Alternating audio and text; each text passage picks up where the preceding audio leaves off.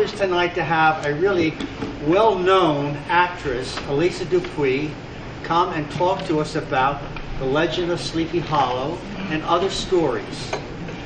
This is our Halloween season, and we always try to have a program that is going to spark your interest in October events. And so the legend of Sleepy Hollow, while it took place in New York, is still something that interests everybody. And Elisa Dupuy, if you like her program tonight, she will be coming back by popular demand to speak to us in February when she will be impersonating Martha Washington. So I hope you'll enjoy her presentation tonight, and I'm going to bring her on, okay? Thank you. Bonsoir, messieurs, dames. Ah, très bien. I am the Princesse de Lamballe, my full name being Marie-Thérèse Louise de Savoie et Carignan. Et attention, there will be a quiz. I was born in 1749, and at the age of 17, I married a French prince, Louis Alexandre de Bourbon. We had no children, and I was not long married because my husband died after only 16 months of marriage. His father had chosen me as a bride. I was of Italian descent, and my given names were Maria Teresa Luisa. But I was happy to come to France and to see the magnificent court at Versailles. Have any of you ever been to Versailles? Ah, très bien, très bien.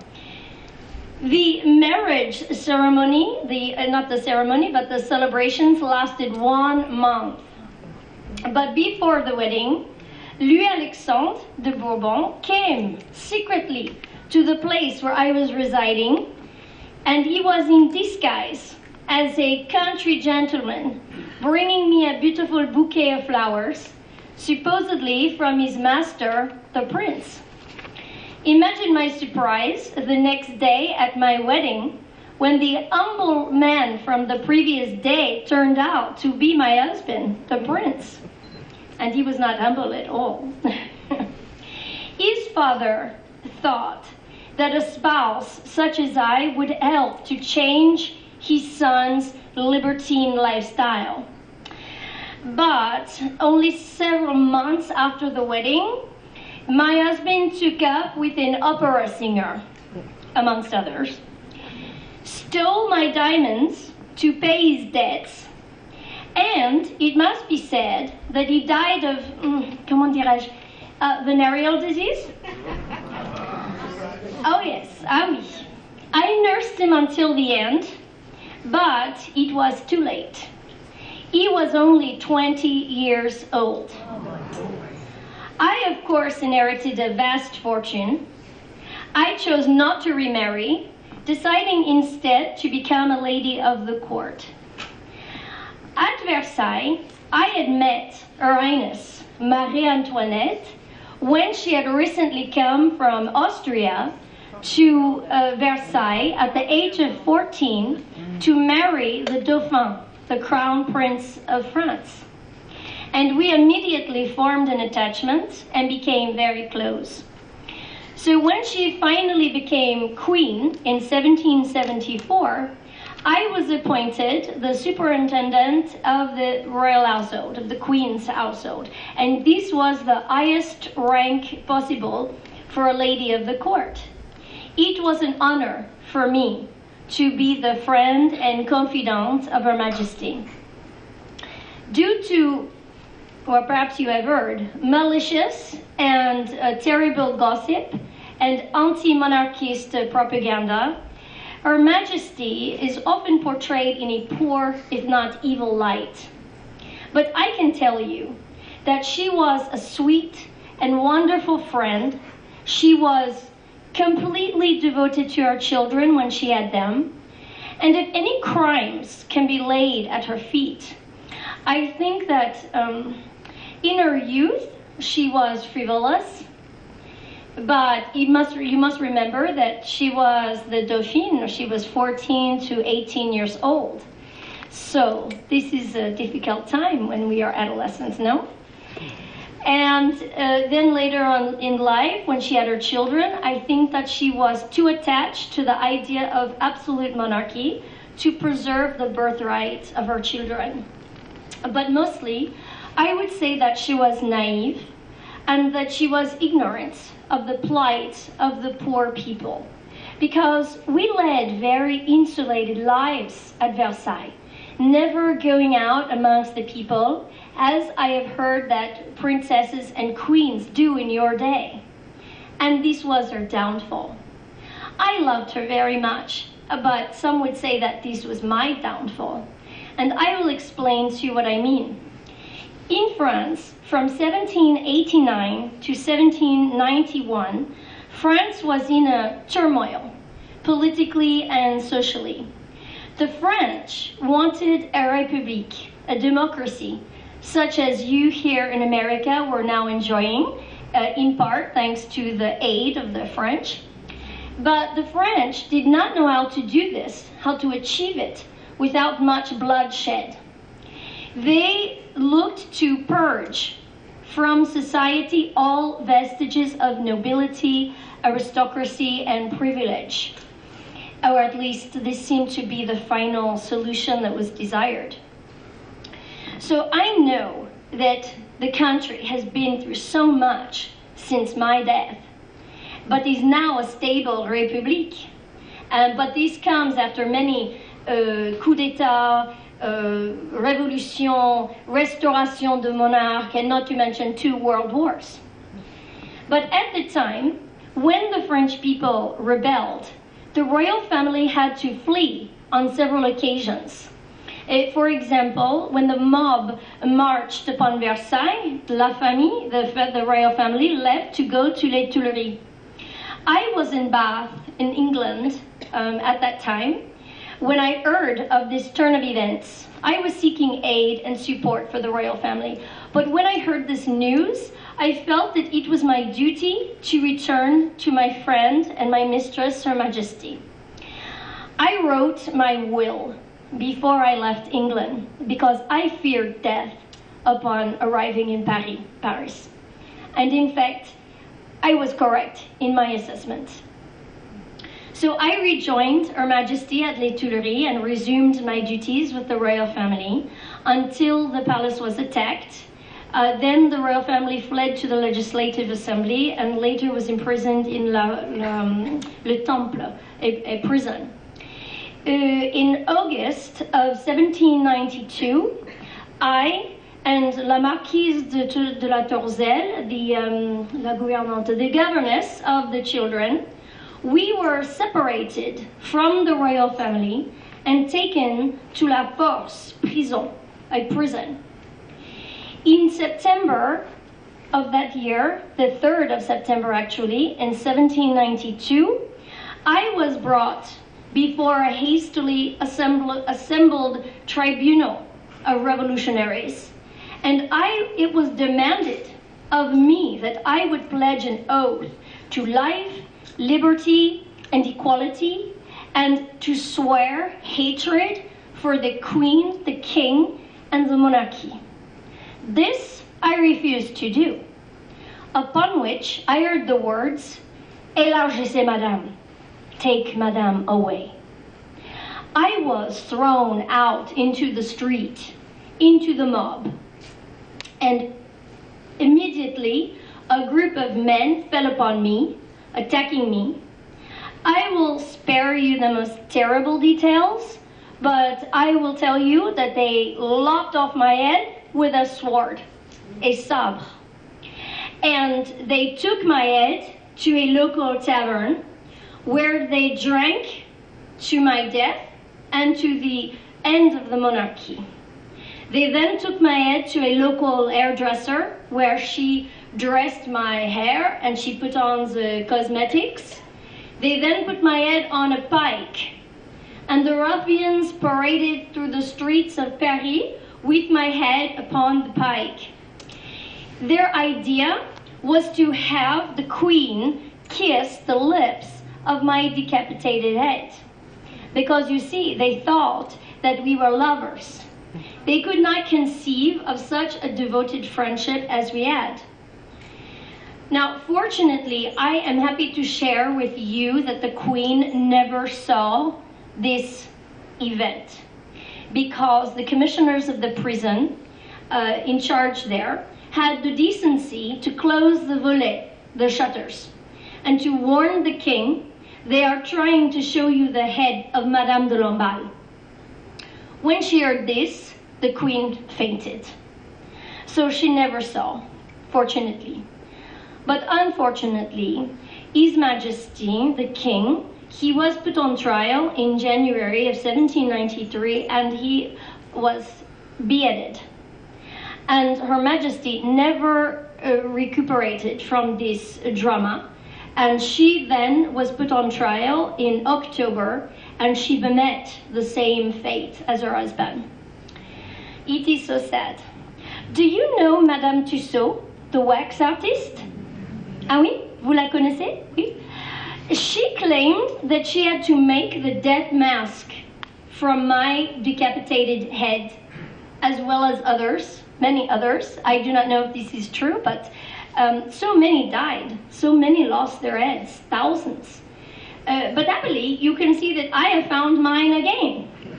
And only for you, so that I could come here tonight to tell you a story about another who lost his head in battle. You see, I think that it is so interesting, the connections between America and France and England at this time, that it is fascinating to me, and I would like to share this with you. And having already lived in England and in France, it was my unfulfilled desire to come to America to see this land of the free that everyone is so raving about. And I like it very much, including all of these new things here. So I would like you to listen to a story. It is about this man who lost his head in battle, and it is a story by Washington Irving called The Legend of Sleepy Hollow. It takes place in New York in the year of my death, 1792. And I will be very pleased if you will listen, because I can work on my American accent, and it is much better when I read. So you will tell me if you think that my accent is much better. So I have to just grab something very quickly.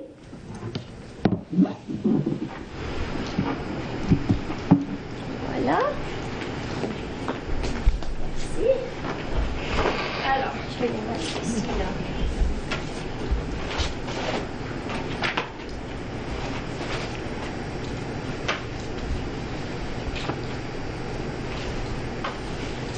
So,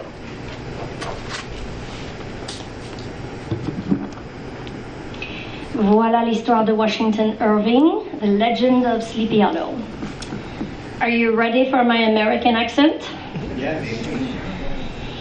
In the bosom of one of those spacious coves which indent the eastern shore of the Hudson, there lies a small market town known by the name of Tarrytown. Not far from this village, perhaps about 2 miles, there is a little valley, which is one of the quietest places in the whole world. From the listless repose of the place and the peculiar character of its inhabitants, who are descendants from the original Dutch settlers, this sequestered glen has long been known by the name of Sleepy Hollow. And its rustic lads are called the Sleepy Hollow Boys throughout all the neighboring country. A drowsy, dreamy influence seems to hang over the land and to pervade the very atmosphere. The dominant spirit, however, that haunts this enchanted region and seems to be commander-in-chief of all the powers of the air is the apparition of a figure on horseback without a head. It is said by some to be the ghost of a Hessian trooper whose head had been carried away by a cannonball in some nameless battle during the Revolutionary War. Indeed, most authentic historians allege that the body of the trooper, having been buried in the churchyard, the ghost rides forth to the scene of battle in nightly quest of his head. The legendary superstition is known at all the country firesides by the name of the Headless Horseman of Sleepy Hollow. In this by-place of nature there abode a worthy wight by the name of Ichabod Crane, who sojourned, or as he expressed it, tarried, in Sleepy Hollow for the purpose of instructing the children of the vicinity. He was tall,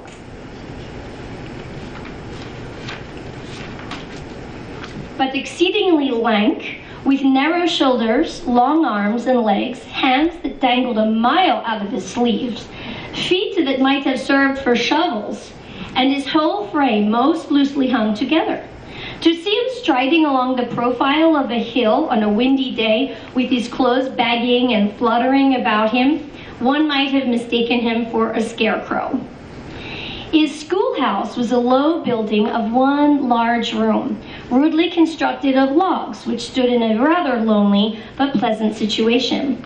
When school hours were over, in addition to his other vocations, he was the singing master of the neighborhood and picked up many bright shillings by instructing the young folk in psalmody. The schoolmaster is generally a man of some importance in the female circle of a rural neighborhood, being considered a kind of idle, gentleman-like personage of vastly superior taste and accomplishments to the rough country swains. Our man of letters, therefore, was peculiarly, oh my goodness, this is a difficult word to say in English, strangely happy in the smiles of all the country damsels. From his half-itinerant life, also, he was a kind of traveling gazette, carrying the whole budget of local gossip from house to house, so that his appearance was always greeted with satisfaction. He was, moreover, esteemed by the women as a man of great erudition, for he had read several books all the way through. Oh, oui. And was a perfect master of Cotton Mather's History of New England Witchcraft, in which, by the way, he most fervently and potently believed. No tale was too gross or monstrous for his capacious swallow. It was often his delight, after school was done, to read over old Mather's direful tales until the gathering dusk of the evening, and every sound of nature at that witching hour fluttered his excited imagination and frightened him. His only resource on such occasions, either to drown thought or drive away evil spirits, was to sing and whistle psalm tunes.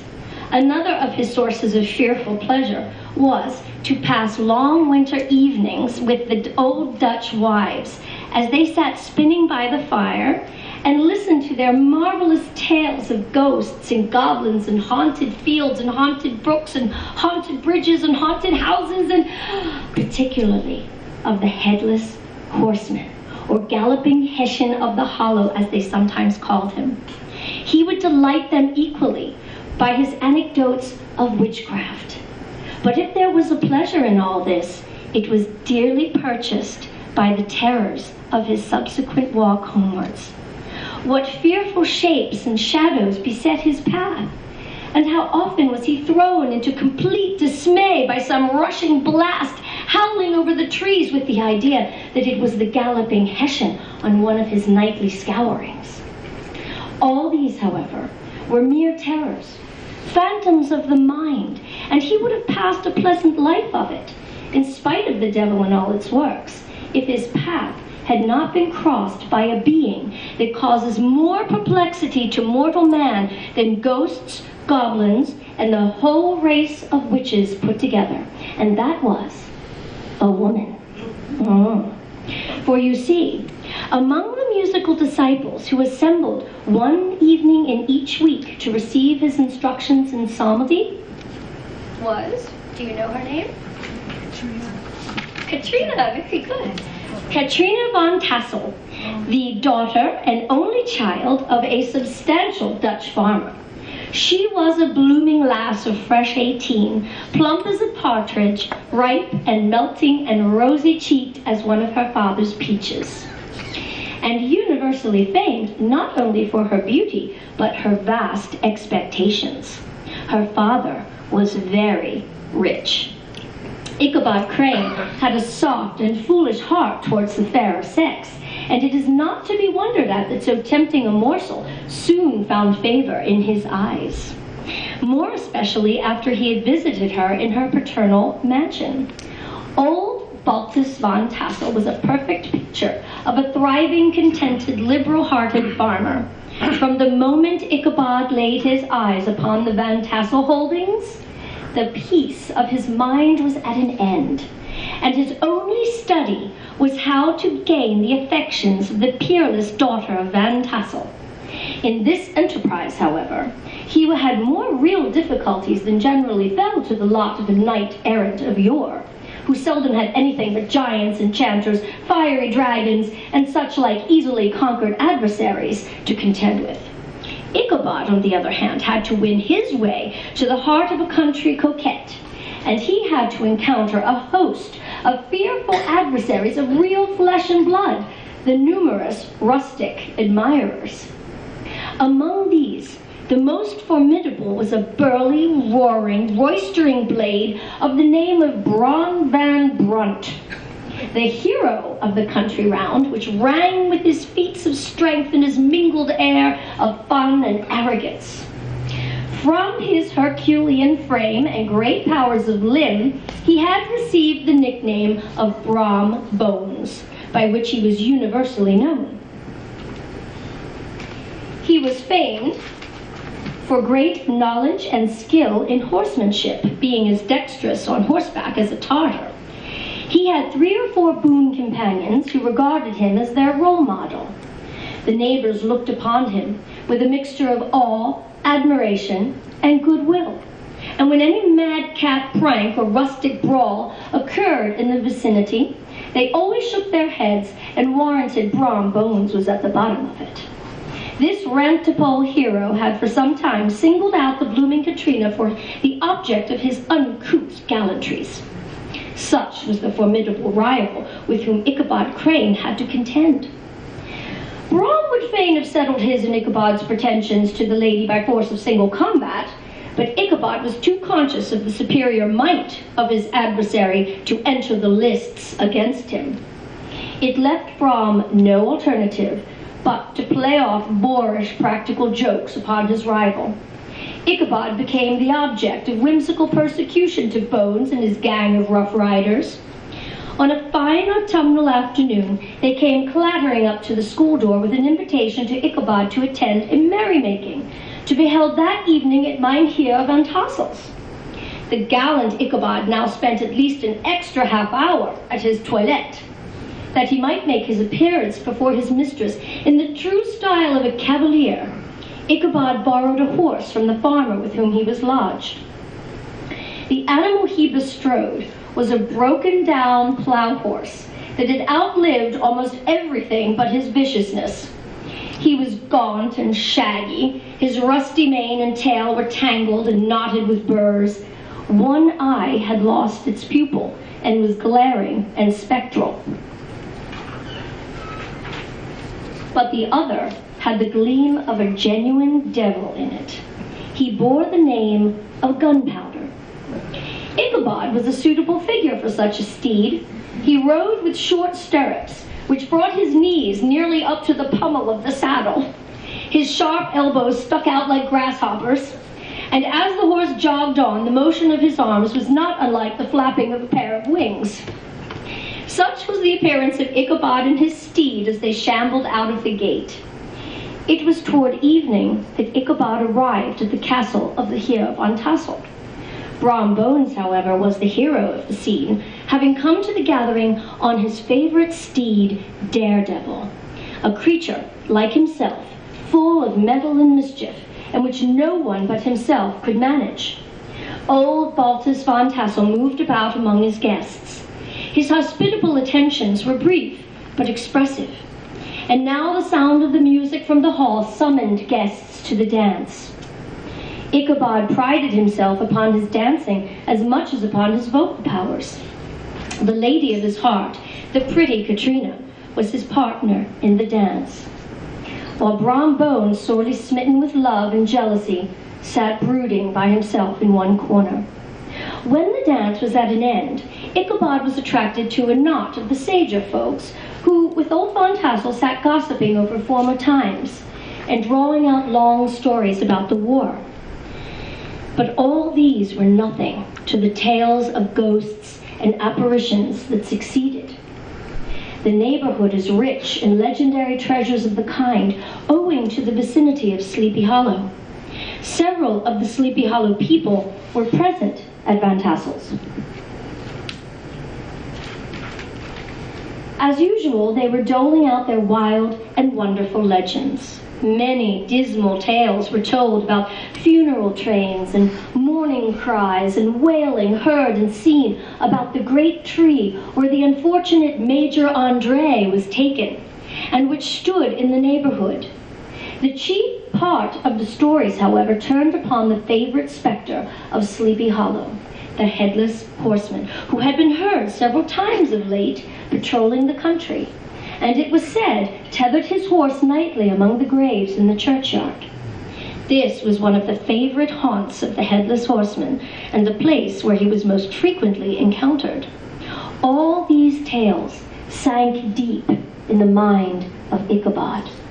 The revel now gradually broke up. Ichabod only lingered behind to have a tete-a-tete with the heiress, fully convinced that he was now on the high road to success.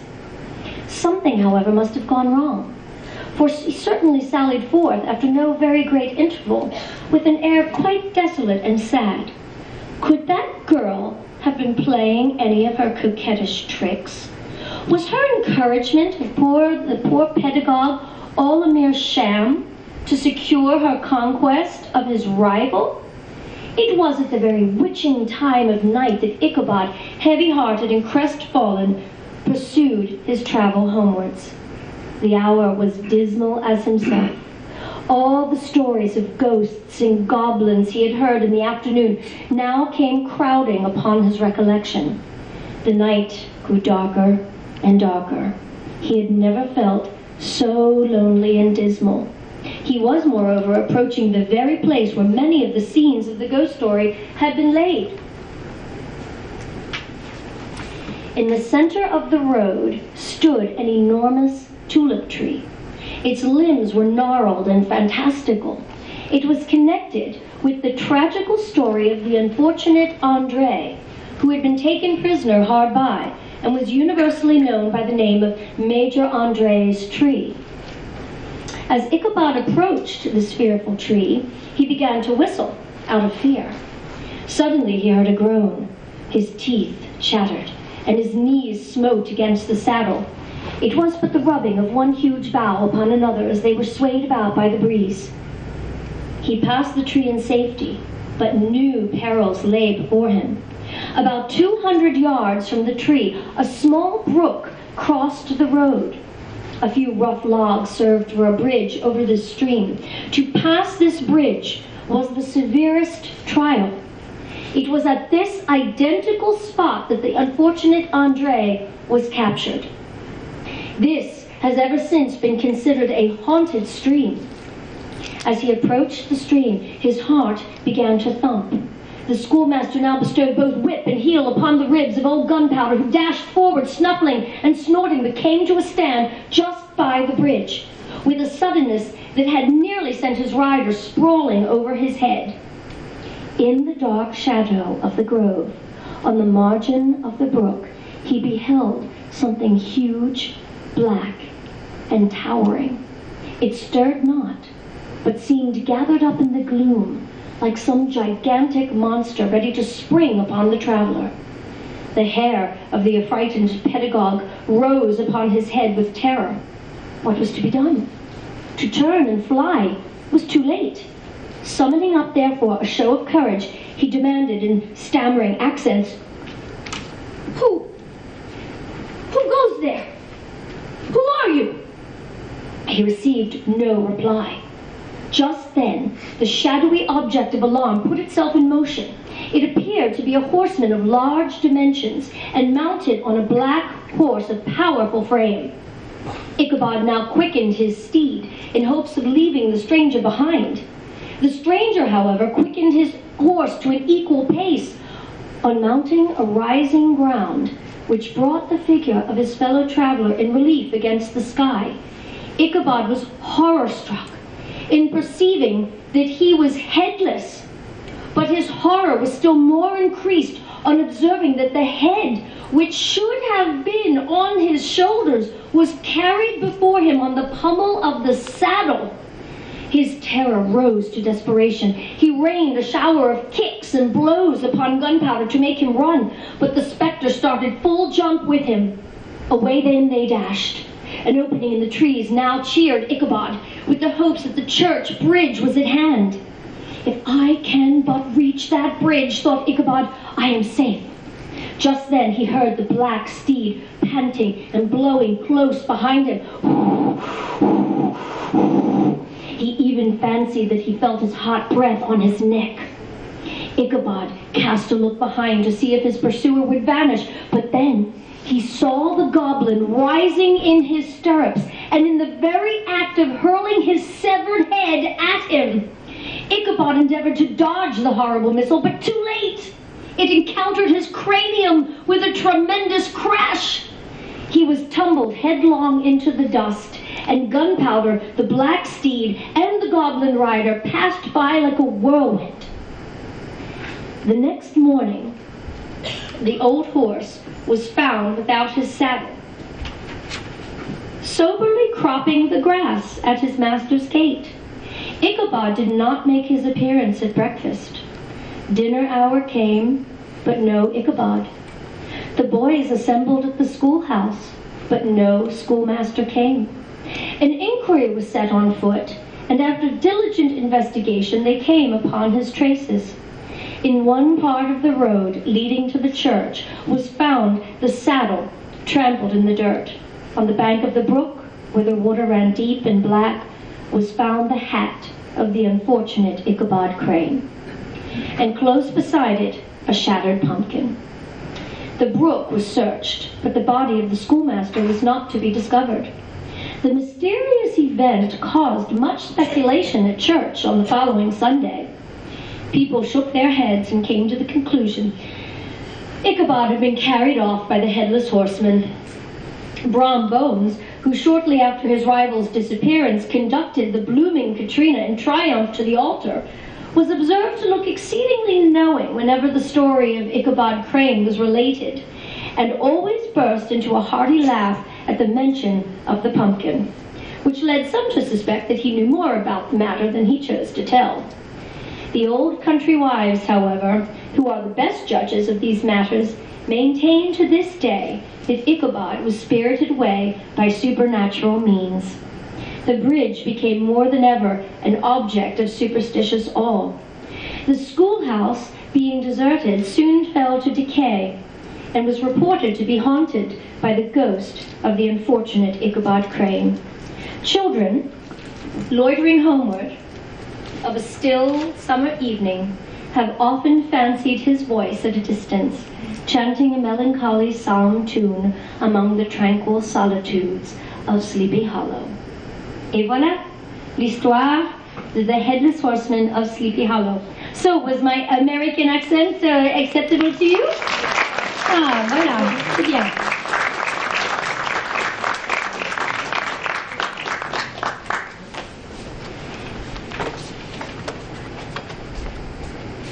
So, now I wanted to speak to you about the connections between our three countries during this time of the revolution and my life and death. And I have prepared here a chart which shows some of the connections. So do you have a volunteer to pass out? I have some handouts for everyone. So there are three. There's one about America, one about England, and one about France. So we're going to pass these out so you can see them, but I'm going to mention a few things. So here we have the Headless Horseman, as you can see. This is a portrait of myself just before the revolution. And this is an imagined painting of me being thrown outside of the tribunal where they cut off my head, which is now very well reattached. A little bit uncomfortably, but... So, some connections that we have as you're receiving your papers. The Royalist Americans went to England at the outbreak of the Revolution if they did not agree with the Patriots. And French Huguenots seeking religious freedom go to America. And one of those was a man by the name of Apollos de Rivoire. Do you recognize the name of Rivoire? Yes, this was the father of Paul Revere, who was a hero, an icon of the American Revolution. English Puritans also came to America seeking religious freedom as well. Now, Benjamin Franklin, as you, I'm sure, know of him, went to Paris at the time that I was at the court of Marie Antoinette and Louis XVI, to ask the French for help, military and financial. And he was really a dirty old man. He was always asking the ladies to sit on his lap. So many in France actually supported the Americans and what they were trying to do. Thomas Paine, who wrote The Crisis, Common Sense, The Rights of Man, and The Age of Reason, was born in England, but his writings greatly influenced both the French and the American revolutions. The 7 Years' War, we call it the 7 Years' War. You refer to it, I believe, as the French and Indian War.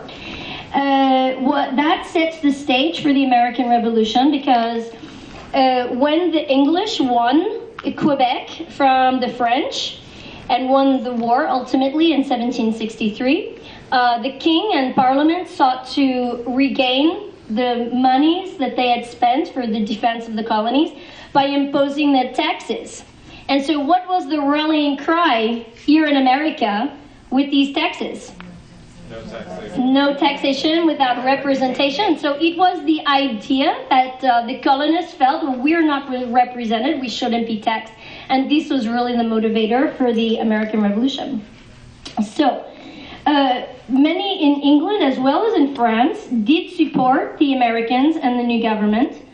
And Georgiana Spencer, the Duchess of Devonshire, you perhaps know her. She was the ancestor to Diana Spencer, who became the Princess of Wales. She was a friend to me and to Marie Antoinette. And in fact, she was in France. She was present when the mob stormed Versailles. And many of the fashions that Marie Antoinette and Georgiana Spencer and I wore, they were many times influenced by the Duchess of Devonshire. For example, the hat that I am wearing this evening is called a Gainsborough hat, and this was popularized by Georgiana Spencer in a portrait by Gainsborough. Also, the British novelist Jane Austen. Are any of you familiar with her works? Do you like her works? Well, she was born in 1775, just at the time of the outbreak of the American Revolution, and she had a cousin named Eliza, who married a man who styled himself a French count. And he actually was beheaded during the Reign of Terror after the Revolution. So Jane Austen has a connection to the French Revolution as well. The storming of La Bastille on July 14th, 1789. And then, of course, your date is July 4th. I think everyone goes crazy during the summer. It must be the heat. Did you ever notice that? Like, all the revolutions take place in the summertime. So these dates, the storming of La Bastille in 1789 and the beheading of the French monarchs in 1793 corresponds exactly to the first term of President George Washington. So just when you Americans were enjoying this peaceful new term with this new president of your new country, the French stormed La Bastille in 1789, and by 1793 they had cut off the heads of their king and queen. So you see the difference. The French, Jean-Jacques Rousseau, and as well as Thomas Paine, inspired the American Revolution with their writings. And so this is why there were many in France who did support what the Americans were doing. Let me see. The Marquis de Lafayette. You know of the Marquis de Lafayette? In Europe, he is considered the hero of two worlds because he came here to fight in the revolution, even though he came early, I think in 1776, without the permission of the monarch, because France had not yet decided to support the Americans. But he was at the Battle of Brandywine on September 11th, 1777, and in fact he was shot in the leg. He then also participated not only in the American Revolution, becoming a great friend of George Washington. In fact, he was like a son to George Washington. He named his son George Washington Lafayette. And how many of you have been to Mount Vernon, the home of George Washington? Do you know when you walk into le foyer, l'entrée, into the entranceway, there is a key? Have you seen the key? This is from La Bastille, and it was a gift from the Marquis de Lafayette. So he then returned to France to help the French to he wanted them to have a peaceful revolution, and he was really caught between both camps. And in fact, when the mob came to Versailles, he was on the balcony with the Queen, and he kissed her hand, and he said, "Vive la reine," and the people then responded. Of course, later, not such a good response, but he was very involved in the French Revolution as well. The Headless Horseman of Sleepy Hollow was yet another victim of decapitation, just as Marie Antoinette, Louis XVI, myself, the Princesse de Lamballe, and so many others. We all met our fate at the hands of the new, well, I not so much, but the others met their fate with the new egalitarian way of execution, Madame la Guillotine. Voilà. So, George Washington, he planned, getting back to England and the connection here, do you all know the King George III had very many children? And one of those was Prince William. Prince William was actually an officer in the Royal Army coming here to America, and George Washington had plans to kidnap the prince. There were many plans amongst the armies to try to kidnap different people. In fact, they thought that one of the English generals was going to kidnap Martha Washington at one point. So he was unsuccessful, obviously.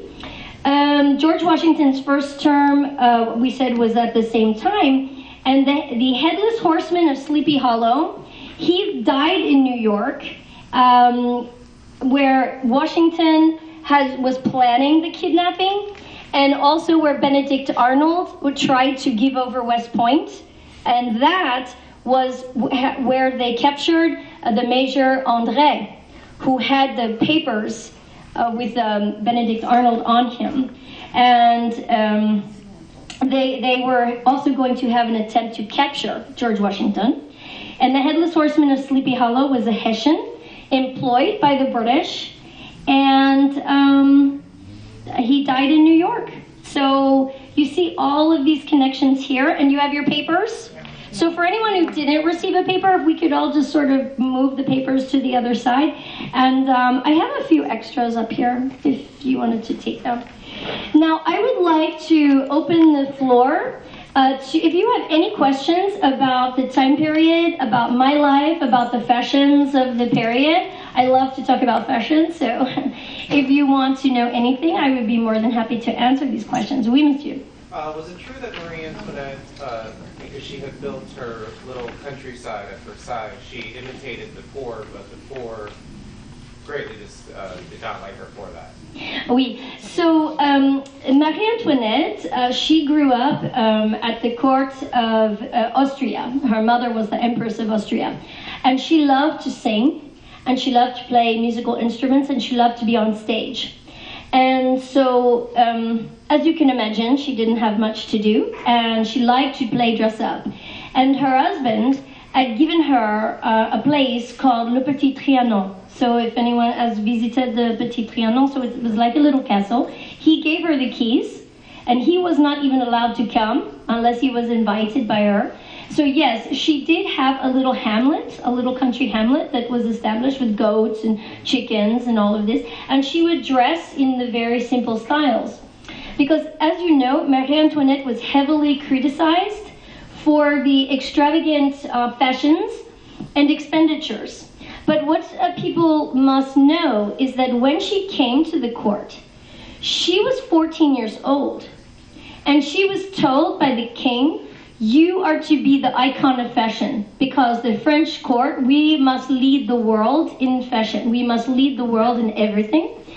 And so I would like you to, does anyone know any girls between the age of 14 and 18? Or you were a girl, 14, 18?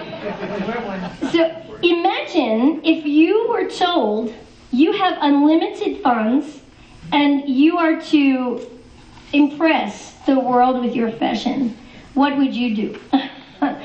So yes, she spent a lot. In fact, her nickname was Madame la Déficit, Madame Deficit. And of course, the French press is absolutely brutal, still is, and they attacked her. Any woman who was in power was attacked, but her particularly because she was Austrian. And does anyone speak French? Do you know how to say dog in French? Chien, voilà. And a female dog is chienne. And they refer to her as l'Autrichienne, the Austrian female dog. So there were many who were against the Franco-Austrian alliance, and so this created hatred for her before she even stepped foot into the country.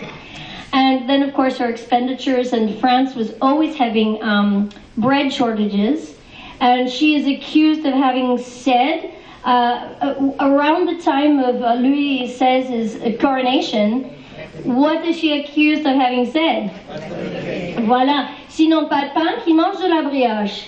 If they have no bread, then let them eat cake or brioche. It's not exactly cake, but you know. She never said this. If it was said at all, it might have been said by the wife of Louis XIV, which was 100 years before. So no, she actually was very kind about the people in the beginning. But as I said, she lived a very remote lifestyle. All of the nobles and the royals stayed at Versailles, very rarely going out amongst the regular people, the poor people, and the people who were very poor. When Benjamin Franklin came to Paris, it was not the city of lights that you know. The streets were very narrow and crooked and dirty with sewage running down the middle. And the poor were not allowed to go to the estates of the wealthy who dressed in their elaborate fashions with their wigs and all of this. They weren't even allowed to go there. And they didn't even have bread. So it was really a dichotomy. So we have to be careful that we don't repeat history. Mm-hmm.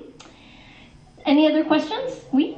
When you were in England, did you correspond with Marie Antoinette and did you send letters or something like that? Oh oui, bien sûr. So yes, we had a very strong correspondence with the royal family, and this is how I learned what had happened, that they were gone from Versailles and they had gone to Les Tuileries. So yes, there were couriers who would take messages. So were you immediately arrested when you got back, or? No, I joined the royal family at Les Tuileries, and it wasn't until the attack on the palace, shortly after that, that I was taken to the prison along with the governess. She, however, survived the revolution. I was the one that was, because I was the best friend of Marie Antoinette, I was the one that was brought to the tribunal. They killed the kids too? Ah oui, bonne question. This is a good question. Marie Antoinette actually had 4 children. She gave birth the first time in 1778 to a daughter. And of course, the country was groaning in disappointment. But she was very happy. She said, a son would have belonged to the state, but you shall be mine and have all my care and share my joys and my sorrows. Of course, no one knew how bad those sorrows were going to be. She then gave birth to two more children, sons, both sons. And then the last one was born in 1786, I think, Sophie Beatrice, another girl. But Sophie Beatrice died before her first birthday. And in fact, there is a portrait of Marie Antoinette with the three older children, and there, she's sitting next to a bassinet with her hand on the bassinet, but there is no one in the bassinet. This is because the painter, upon learning of the death of the baby, painted her out of the picture. So then, I think a year or two after that, the oldest son, the Dauphin, the crown prince, died of consumption, tuberculosis. And so she had two children, the oldest daughter and the second son, Marie-Thérèse, Charlotte, and then Louis-Joseph. They were with her in the prison. And they were, I think it was just when the father was taken, the king was taken, the children were taken from her as well. And she had no idea what had happened to the children. They took the little boy, and he was tortured for 2 years. And they used, they would make him say things and make him accuse his mother of terrible things, say that she had done terrible things to him, of let's say, an unnatural nature for a mother to do to her son. And they used this in the farcical trial against her. He died after 2 years in the prison at the age of 10. Now the daughter, she was actually freed from the prison in, I believe, 1795. But as she married, eventually, she went into exile. She did marry her cousin, and she was Queen of France for 20 minutes while he abdicated. And so on her tombstone, it does say that she was La Reine de France for such a short time. But she had no children, so Marie Antoinette has no descendants at all. Any more questions?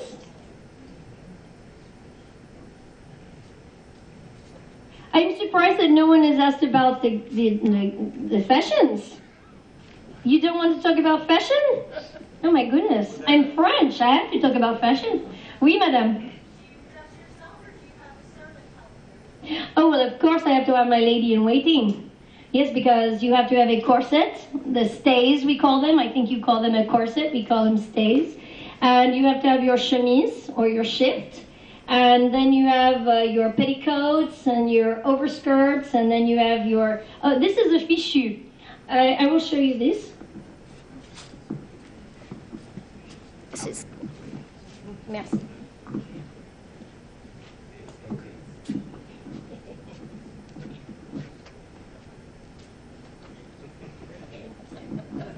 Aha, voilà.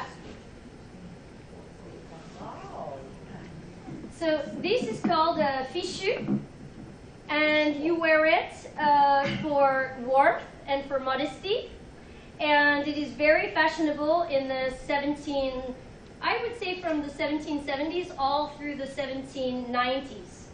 And I will say merci. After when the French Revolution, just before the French Revolution, when Marie Antoinette had her first child in 1778, she stopped wearing the very extravagant fashions of the court. And you know the very wide gowns? They could be up to 6 feet wide.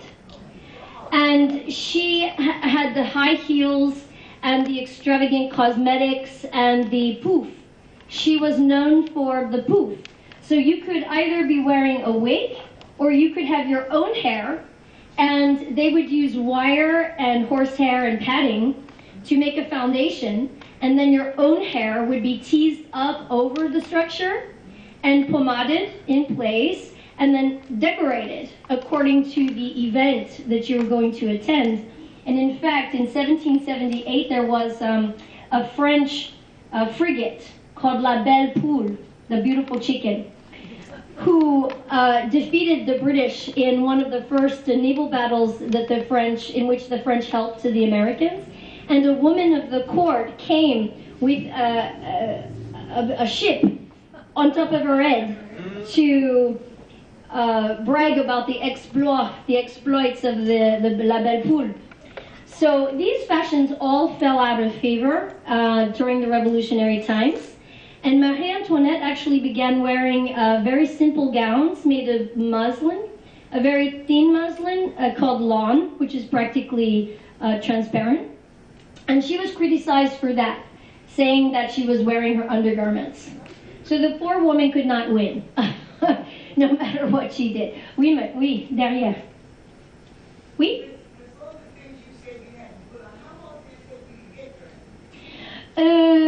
With hair or without hair? With cosmetics or no cosmetics? All of the above. I would say at least a half an hour to put on the clothes. Then if it is a wig, not very long at all. But if it was a poof, it could take up to 2 hours to do the hair. And then at the time, at the court, we had the very extravagant cosmetics with the cerise. The cerise is the white lead makeup on the face. You also had the lips, the cheeks.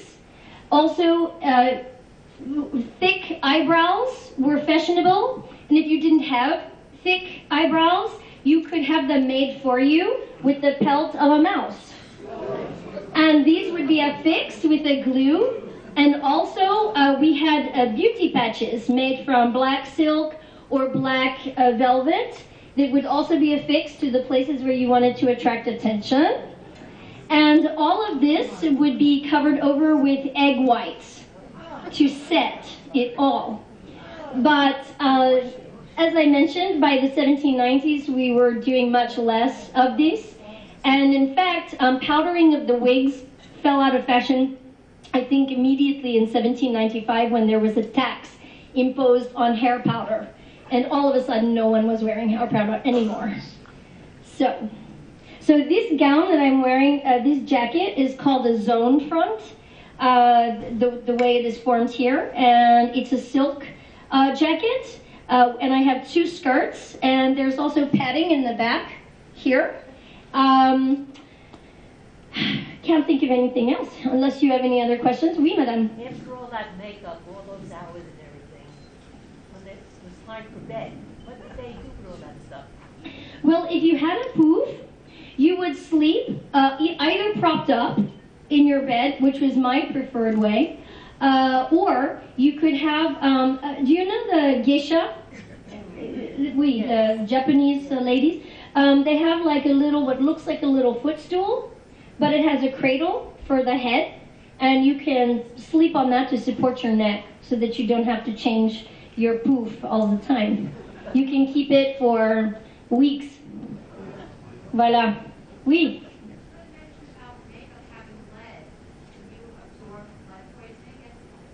Oui, there was a lady, an English society lady, who actually died from lead poisoning. And you probably know that this makeup was worn even by Elizabeth I back in the 1500s.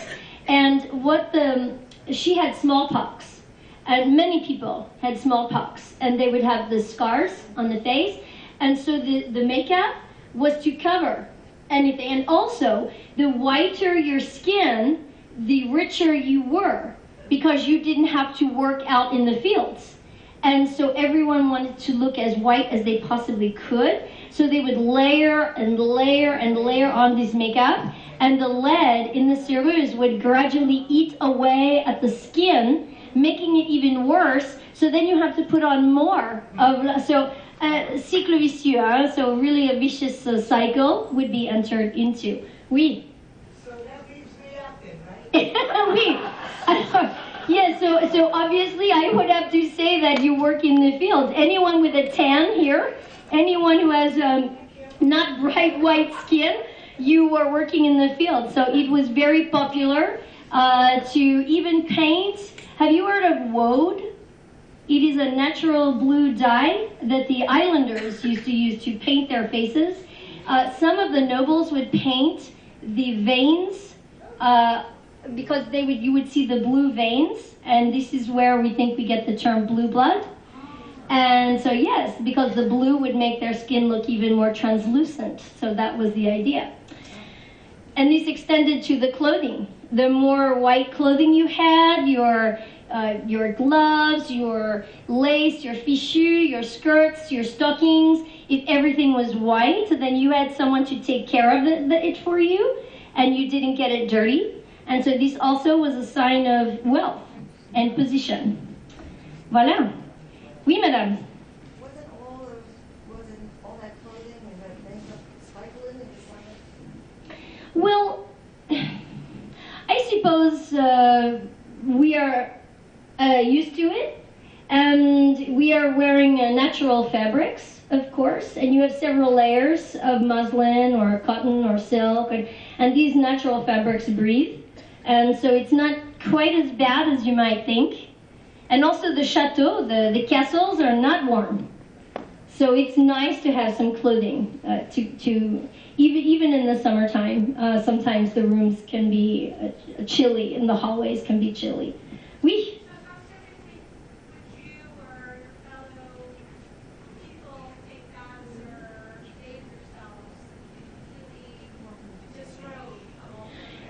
Okay, so this is about personal hygiene.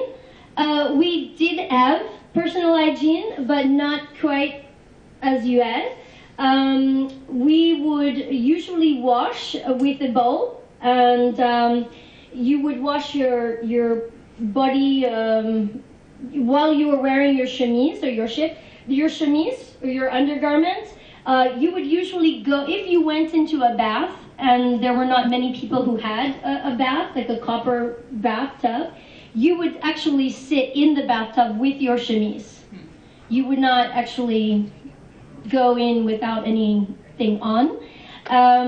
But we used a lot of perfumes and a lot of scents to cover. Washing frequently wasn't really done. It wasn't considered healthy all of the time. It depended, but it didn't become more fashionable until a little later, like in the Victorian age. People began to wash more frequently. Oui? What is the hat made out of? This is silk and buckram, and there is some let's see, I think there's some wire. And then you have different decorations, so you can see all the decorations. Do you like the hat? Yes. Does it remind you of a cowboy hat? Un peu, hein? Voilà. Merci. Any other questions? Did I get everyone? Oui? The movie Marie Antoinette with Kirsten Dunst, is that as close as possible in relation to how her life really was in the palace? It isn't exactly, but I believe it captures the spirit. And for example, when you see at the beginning, I think if I saw it, she comes to France. When she crosses the border, there's a big tent, and there's the Austrian delegation and the French delegation. Now, I want you to imagine that you're 14 years old, and you're the Austrian delegation, and you're the French delegation, and that's about how many people there would have been.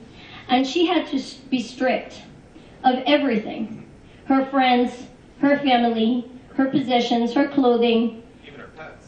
Yeah, well, after a lengthy discussion, they did allow her to keep one of her puppies. But she had to take everything off in front of everyone and then be dressed in the French fashion, because she could not enter France unless she was la dauphine, the crown princess.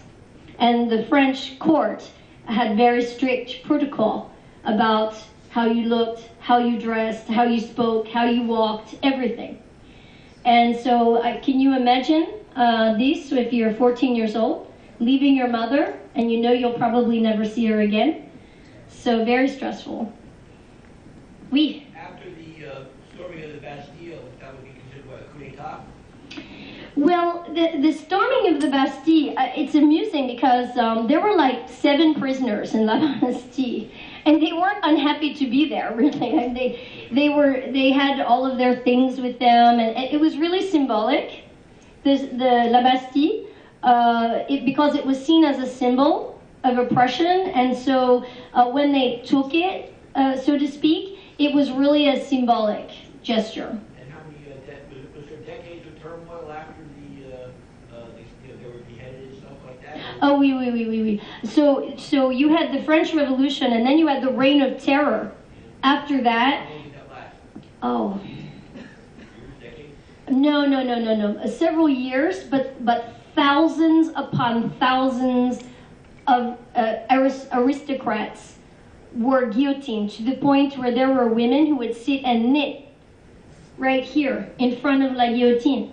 And they would watch as the heads just rolled one after the other, and the streets ran with blood.